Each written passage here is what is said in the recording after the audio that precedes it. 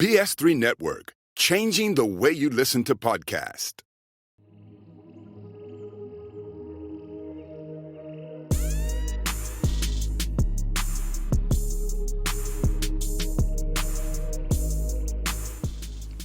My name is Al High, and you are tuned into Casual Highlights, the podcast, part of the BS3 Network.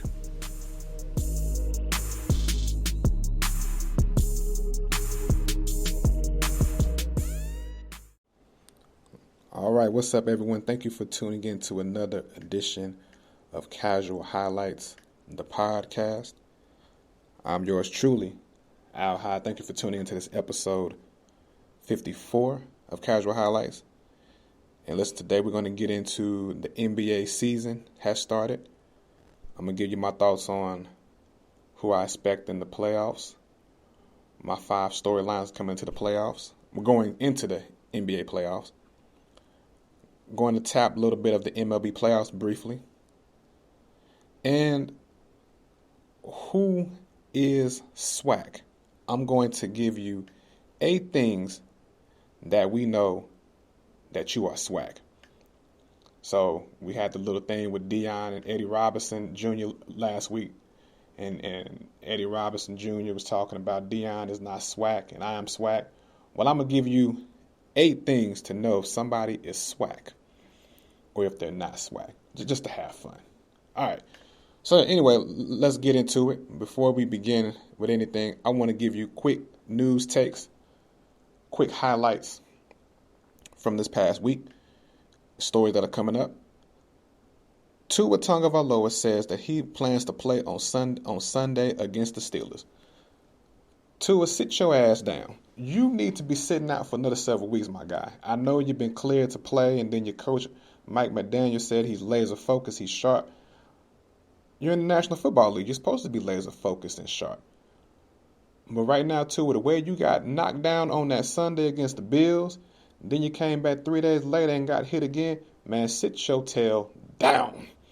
He done got me hot. Somebody need to take that man helmet off that man's head, trying to get out here and go play. Tua, sit down somewhere. Y'all 3-3. But y'all might do better with Tua in the lineup. But yeah, Tua says he's playing against the Steelers on Sunday. Look, we got the Giants and the Jets, in my opinion, are the biggest surprises in the National Football League right now. The Giants are 5-1. The Jets are 4-2. But the Giants, the quarterback, Daniel Jones, they want to call him Daniel Dimes. I don't know. The verdict is still out on him. But, man, I hate to say it, Cowboys fans and Commander fans and Eagles fans. The Giants got a formula. I believe Daniel needed the right type of coaching. I don't think Daniel Jones is the next Aaron Rodgers or Patrick Mahomes. I don't see that. But I do see what Brian Dable has done wonders and works with him. And I believe he finally has the coaching. Now, granted, David Jones did come out of Duke. He was coached by David Cutcliffe. And you know, David Cutcliffe coached Eli and Peyton and made those two gentlemen Hall of Fame quarterbacks. So David Cutcliffe is, he knows quarterbacks. And maybe Brian Dable, used to coach Josh Allen and is pulling stuff, bringing the best out of Daniel Dimes, allegedly. I'm not calling you Dimes yet, homie. I'm going to need you to win something meaningful. But, that they've been playing. What the Giants did, they showed me when they played the Titans, they were down, I want to say 13-0, and they came from behind to win that ball game against the Titans. They showed me what time it was. I said, okay, them, Saquon Barkley. I said, okay, they on a mission. Okay. And I believe that particular game, the first game of the year, was the tone setter for the New York Football Giants. And then the Jets, Robert Salah, the job he's done with 4-2. I mean, I know Zach Wilson is JV, putting up JV numbers 10 for 18, 187 yards, JV football numbers, man, But my God, that defense, riding with that defense, special teams, that they are playing truly great football all 3 phases, running game, controlling the clock. That's what you got to do when you have a young team sometimes that don't know what the hell is going on. You got to do that type of stuff, and they're 4-2 right now. So, congrats to them being the other biggest surprise in the league. Can we say the biggest disappointment right now is the Denver Broncos? Man, what the hell is going on in Denver? Nathaniel Hackett, man, is it Nathaniel or is it Russ? They talk about let Russ cook.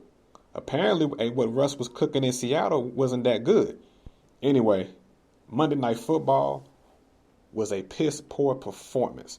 The Denver Broncos have been averaging 16 points. They only scored over 21 times in the loss to Vegas. Man, what the hell is going on in Denver? So y'all thought y'all was cute and didn't play preseason. Now you get up there in regular season thinking y'all all at a bag of chips.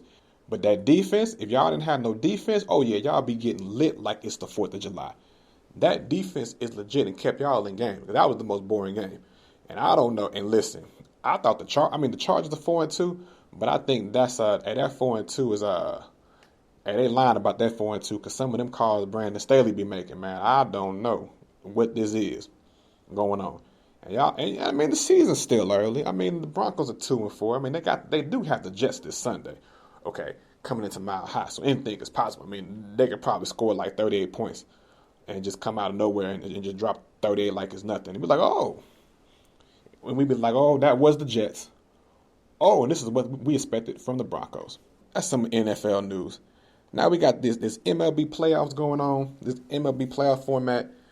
Right now as we speak, we got Game 2. As I'm recording this, Game 2 in the NLCS between the Phillies and the Padres. And we got Game 1 later tonight between the Astros and the New York Yankees. Here's just my quick take on this. The Padres put the whole National League, the NL West, and the entire National League on notice by defeating the Dodgers and saying, we here. We got Juan Soto. We got Fernando Tatis on the IR. Manny Machado. We're not waiting till next year for our year. No. We coming to knock stuff down this year. We coming. And they put a notice in the NL and let the AL know. They let Major League Baseball know what time it is. It said we not playing no games right now. And they told the Mets what time it was. Then they came back home, beat the Dodgers, and now they're in a dogfight with the Phillies. And the Phillies got hot too. Maybe it was Joe Girardi. I don't know. The Phillies all of a sudden coming up, they go to St. Louis. St. Louis, make a postseason appearance, and then they say bye. And then they go to Atlanta and dominate that. But I tell you what, them Padres, when Fernando Tatis Jr. get back, it's already popping right now. But when Tatis Jr. come in there, man, they put the NL West on notice and saying we here. We not waiting till next year. The time is now, and we coming to get it. That's what they said. That is what they said when they beat the LA Dodgers. Now the AL is very simple to me between these Astros and the Yankees. This is what most people expected. Man, I'm cheering for Dusty. They got to get the ring legally now. Get the ring legally, and y'all can shut all your critics up. Go ahead, come out here and get the ring legal.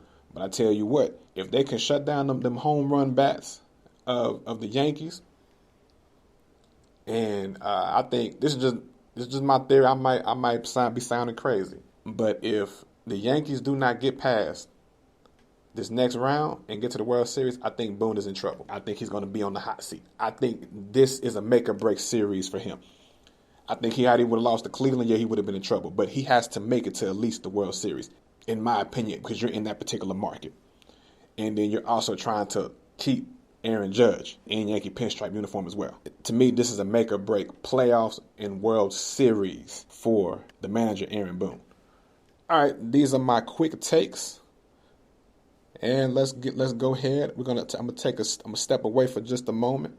Then we're gonna go ahead and get into my 5 takeaways from this NBA season coming up. And then I'm gonna give you my 8 things about if you're SWAC or not. Right here on Casual Highlights Podcast. PS3 Network, changing the way you listen to podcasts. As we begin this new season, the 2022-2023 NBA season, I decided I wanted to write down 5 things that I'm be looking for this year, and I'm be keep my eye on this NBA season. Big storylines, in my opinion, that I find very intriguing. Let's start with last night. The game last night between the Lakers and the Warriors. Boy, Darvin Ham and the Lakers, the king is still the king.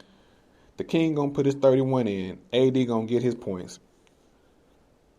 For them to at least for the Lakers to at least get to the play-in, they're gonna need AD every night. They're gonna need Pat Bev to get into some people's faces, and they're gonna need 30 a night from the king for maybe about 65 games, and let him rest the other 17 games. That's how they looking. Ain't got nobody to hit the 3. Man, I don't know what that squad is right there. Maybe we're wrong. It's the first game of the season. You know, you are playing the world champion Golden State Warriors on ring night. You know, they get the presentation of the rings presented to them. So we have to wait and see. But that performance last night, man, I don't know, homie. I don't know, family. I can't call this right here. I don't know what that was on the court. I mean, and then, you know, hey, them boys can shoot. Curry, Clay. And now that's real cooking right there. That's 4 championship. That's Steph cooking. That's 4 championship rings of cooking. And then a pool full of cooking. So I don't know about these Lakers right now. They're gonna have to get Russ out of there. I don't know why they got him in the first place. I don't know if they're trying to sell tickets or whatnot. It just ain't work. But here's 5 things that I'm going to be watching for this year. I'm intrigued. Number one, I'm intrigued with the New Orleans Pelicans. I'm intrigued with them because this was a playoff team last year, and they made a push for the playoffs, and they had a great trade of bringing in C.J. McCullough. Now you match them up with Brandon Ingram. And I believe that this is going to be a playoff team. Oh, yeah, this is a playoff team. The question is going to be now, what are we going to do with Zion Williamson, the health of Zion Williamson? I believe when he's healthy, this team can go even further than what they would without Zion. This team will go further than what they've done even without Zion. That's just my opinion about it. They have this team right now, the way it's built, reminds me of, dare I say, the Oklahoma City Thunder when they had Russell Westbrook, Kevin Durant, James Harden. Kind of has that feel, not like all the way like just like it, but it has that similar excitement. But time will tell. We would have to see what happens. Then also on this roster, E.J. Lindell, you got Devontae Graham, you have Herbert Jones, excellent defender, the emergence of Jackson Hayes. You have several, Larry Nance, Jonas, I'm going to call him Jonas Val, the center, Jose Alvarado, Pat Bev 2.0, but a little bit nicer. So you got the young players in the nucleus, and it's finally coming together. But we're just going to have to see what happens from here with this team. And I think they're going to make a deep run this year than what they did last year. The second team that I'm intrigued with this year, you know, I like some mess every now and then. I like a little mess. Is the Brooklyn Mess. The Brooklyn Nets, a.k.a. the Brooklyn Mess, in the great words of Snowman. The mess that's going on up there. I'm going to just say it like this. If the Brooklyn Mess goes to the NBA Finals, to me, I'm going to celebrate because of all the stuff that they've been through since Durant and Kyrie have been together. You had the experiment, you had COVID, the Kyrie not taking the vaccination. That's all good, you know. That's his choice. KD wanted to be traded. You also have James Harden, that situation where all 3 of them only played 17 games together. It was like, man, what the hell is going on up here? You have people saying Steve Nash can't coach, and then you got Ben Simmons, well, my back hurting, so I'm going to just sit out, If this team gets it correct and is able, Ben Simmons can guard anybody 1 through 5, and Kyrie, Mr. Uncle Drew himself, and KD do what KD do, this team can go to the NBA Finals. Flat out, they can go to the NBA Finals. I don't think anybody in the East could challenge them. And matter of fact, they would give Boston a run for their money. Because now you have the defense of Ben Simmons, who could probably shut down Jaylen Brown and Jason Tatum. So it'd be interesting to see what the mess would do. If they go to the NBA Finals with this roster right here, we just need to go ahead and celebrate. They made it. Number 3, the LA Clippers. I have a love for the underdog, who people have forgotten about. We got Coach Tyronn Lue. You got the Paul George, Kawhi Leonard, both are healthy. And then we got now the addition of John Wall, a.k.a. Dougie Man. He always doing a Dougie. But now I'm excited to see with John Wall not being the main focal point and really being a third option, being a distributor. I'm excited to see how they're going to maneuver and manage with John Wall. Some nights it'd be Kawhi, some nights it'd be Paul George. Paul George, in my opinion, has one of the smoothest jumpers. I think he's the most underrated scorer in the league.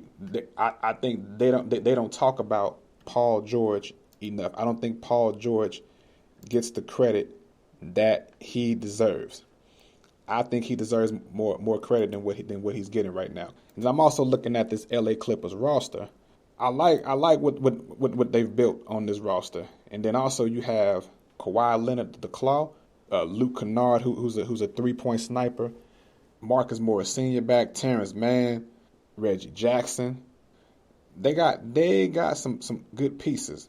Mr. Dougie himself, oh yeah, all he gotta do is distribute and put people in position, and then be the third option. But your bench is nice as well.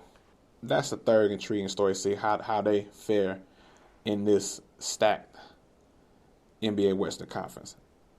Number 4, we cannot do nothing without talking about Golden State. Jordan Poole got his money. Andrew Wiggins got his money. Klay Thompson. Then you still have Klay Thompson. You have Steph. You have Draymond. It's good to have Jordan Poole and Andrew Wiggins. That's going to take this team to a different level. I want to see how they play this year together. But I'm also looking forward to seeing the emergence of the big man Wiseman. Also, they have another guard named Moody. I want to see how these pieces come together. Now they did lose Gary Payton Jr. He went to Portland, got his money. Shout out to him. Go ahead and get your money, homie.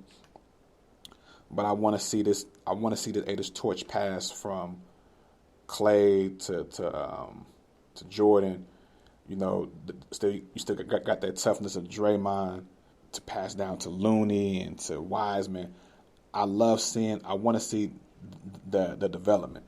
I'm actually kind of quietly rooting for them for a 5th ring. I'm not picking them to win the I'm not saying that they'll be the champion, but I wouldn't mind seeing them get a 5th ring for like dynasty and history's sake. In San Antonio, Parker, Ginobili, Duncan. Well, they had 4 rings together, but Duncan has 5 because he got the first one before Parker and Manu. Indirectly, I like this. That'd be dope for them to get a 5th ring. And the barbershop's gonna be lit up if Steph Curry get a 5th ring, and LeBron only got 4 rings, and then I can see the conversations now in the barbershop. Oh, Steph is better than LeBron. He got 5 rings. LeBron got his ring, 2 of his rings on a lockout and in the bubble. Now, that don't count, dog. That don't count. Oh, no, LeBron's still the GOAT because he broke the scoring record and all this and that. The barbershop arguments is going to be interesting. The 5th team that I'm interested in looking at is the Boston Celtics. I want to see what this Joe Mazzola can do. I'm going to tell you this right now. Ime Udoka's done. They're going to work out some type of contract to him to get out of there. The question is either it's going to be like this. Either Joe Mazzola is going to get a job someplace else to coach, or Ime Udoka is going to get a job someplace else. Somebody leaving Boston next year. Ime or Joe. Somebody gone because this team right here is going to the Eastern Conference Finals. This team, you can book it. This team is going to the Eastern Conference Finals. Even with, some of the injuries at the beginning of the year, the way this team is set up, they're going back to at least the Eastern Conference. And with that being said, is it going to be Ime gone or is it going to be Joe? Which Boston handled this whole Ime Udoka situation. Just absolutely piss poor of how they handled the situation. But those are my 5 teams that I'm going to be looking out for coming up this NBA season. And let me tell you who's going to make the playoffs out of the Western Conference, out of the Eastern Conference. Let's start out the West. I got Golden State. In no particular order. I got Golden State 1, Clippers 2, Grizzlies 3. That's a the Grizzlies, boy. The Pelicans, the Suns, the Mavericks. So we had 6. Them the guaranteed in. Then 7 through 10, the Timberwolves, the Nuggets, the Trailblazers, and the Sacramento Kings. Al, you bold with it. The Kings? Yeah, I said the Kings. I didn't say no Lakers. I didn't see no Rockets on here. I see Utah in rebuild mode. Oklahoma City, I'm going to have to go to a game. I don't know what's going on with them, but they ain't going to be in it. And I don't see no Spurs right now. But the play-in, Trailblazers, Kings, Nuggets, Timberwolves, the 6 guaranteed spots, Mavs, Suns, Pelicans, Clippers, Grizzlies, and Golden State. My Eastern Conference looks like this. I got the Sixers, the Bucks, the Hawks, the Heat, the Raptors, and the Knicks. Those are my top 6 that's going to get in right now, apparently. I got it because I got the Celtics at 7, Bulls at 8, Cavs at 9, Knicks 10. I wrote this wrong. The Celtics are going to be in there. Put them doggone Raptors back down there. The Celtics are going to be near the top. They're going to get a guaranteed spot. The Raptors are going to have to be playing. The Raptors bring the lunch pail to work all the time. But I see the Raptors in that play-in with the Bulls, the Cavs, and the Knicks. I got the Hornets and the Pistons looking on the outside end. That's my Eastern Conference. That's my Western Conference. I'm going to take a quick little break. When we get back here, I'm going to give you the 8 things that we know that you are SWAC. Right here on Casual Highlights Podcast. PS3 Network, changing the way you listen to podcasts. All right, we're going to end the show, have a little bit of fun right here. This is in honor of Mr. Eddie Robinson Jr. calling folk out for not being SWAC. Also, keeps talking out the side of his neck, in the great words of the Southern University Marching Band, talking out the side of your neck. We're going to go ahead and give you I'm going to bring out the 8 things that we know that you are SWAC. When you see these 8 things, this is how we know you've been to a SWAC school, HBCU school. I'm also throwing the MEAC school and the private schools. I have the right to say this because I went to the great Southern University in Baton Rouge, Louisiana. Also, I was a brief student at Dillard University before Hurricane Katrina. All right, here we go. Number 1, you know you're SWAC when you have to wait in the registration line longer than 3 days. Okay, so when I started at Southern, I had to wait by the mini dome in the line every semester to make sure my registration was straight. Even though I did my stuff for classes beforehand, I still had to wait. Even when my mom and dad went to Southern, they had the same situation back in the 80s. All right. So number 1, we know you're SWAC when you have to wait for registration line that's longer than 3 days. And sometimes the stuff ain't getting the system, so you got to go get that document and bring it back up there and wait in that line again. Number 2, how we know you are SWAC. You are SWAC if the one class you never skipped was African American history. God rest his soul. Dr. Allen. It was a Monday night class too. I never missed that class.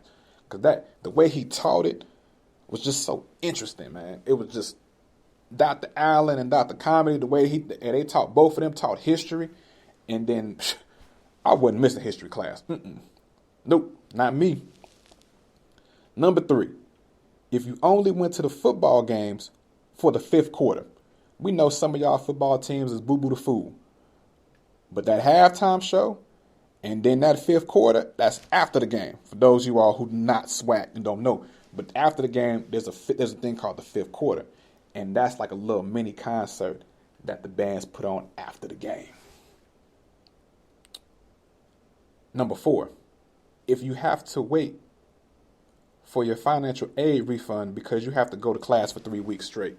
So this is for those, you got to wait, because what they used to do is people used to just get the financial aid money and just run off and don't come back to class. So what they started doing was they had to do attendance. They had to do roll. And you had to go to class for about 2.5, 3 weeks before they release your financial aid money.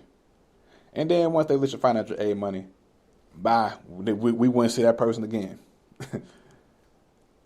Number 5, if you call the attendance sheet the roll sheet. So when I was in school, I used to say, yeah, y'all got, sign the attendance sheet. Nah, pass the roll. Where the roll at? Y'all got that roll sheet? Pass that roll sheet. We need her to sign the roll so we can get done. Number 6, if you don't buy any books for class, but ask someone to make photocopies of the books for you. That was when we had books. I think everything is in your iPad now or on digital libraries now where you can get the books. But yeah, we would share books, share notes, pass notes down from previous semester. Yeah. You don't buy any books for class, but ask someone to make photocopies for you. Number 7, if your school has a pretty Wednesday, so that's when the sorors or the cute girls, be up there at the lunch, the cafeteria place, put the nice heels on, be walking in the hills across campus. Pretty Wednesday. And number 8, if the Delta line look bigger than the AKA line. So my experience is anytime a line would cross, I'll be like, dang, that AKA line small. That Zeta Phi Beta line kind of small. But that Delta line, them girls in the red with the red sweaters and the red heels, oh, they be deep. That line, some of them lines be like 25, 30, 45 deep. If the Delta line is bigger than the AKA line. I'm sorry, my sisters from the 1906, but that Delta line is most times be rolling and it be deep. And these are my 8 reasons that we know that you are SWAC. Thank you for tuning in today to today's episode. You can follow Casual Highlights right here on BS3 Network, Apple Podcasts, Spotify. Till next time, my name is Al High. Y'all know what it is. God is love, and disrespect your senses. BS3 Network, changing the way you listen to podcasts.